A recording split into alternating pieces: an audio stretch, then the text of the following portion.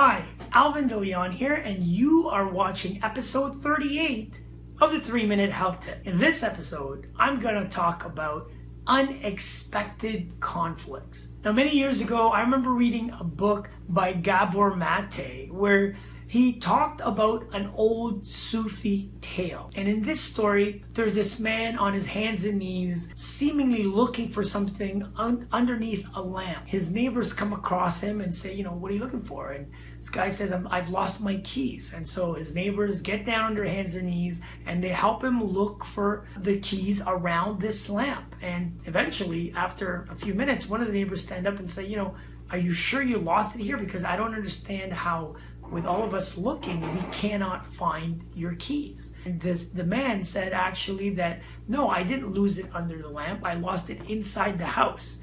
And I said, well, why are you looking here under the lamp for your keys if you lost it inside the house?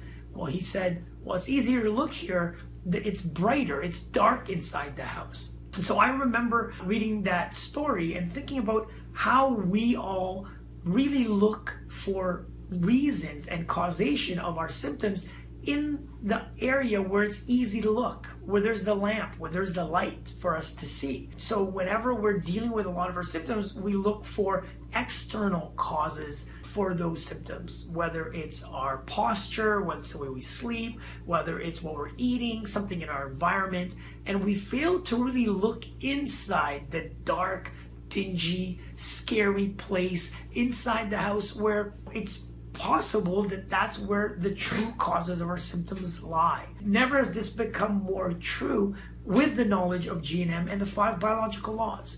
When you're out there trying to apply these principles, this perspective of health, that whatever you're dealing with at a physical level is also affecting the brain, and that it all started from an unexpected conflict that you perceived in your life, what I want you to focus on is on the unexpectedness of that conflict.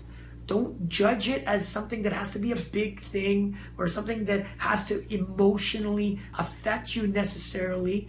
Look at it as something that you didn't anticipate. I just had a perfect case of this with somebody in the last couple of days where they felt that their back issue had to do with being unsupported by one of their siblings. And the interesting thing is that they've always had issues with their siblings, but with one or two of them, they expect that kind of response or that kind of relationship from those two siblings. But from this one particular sibling, it was unexpected.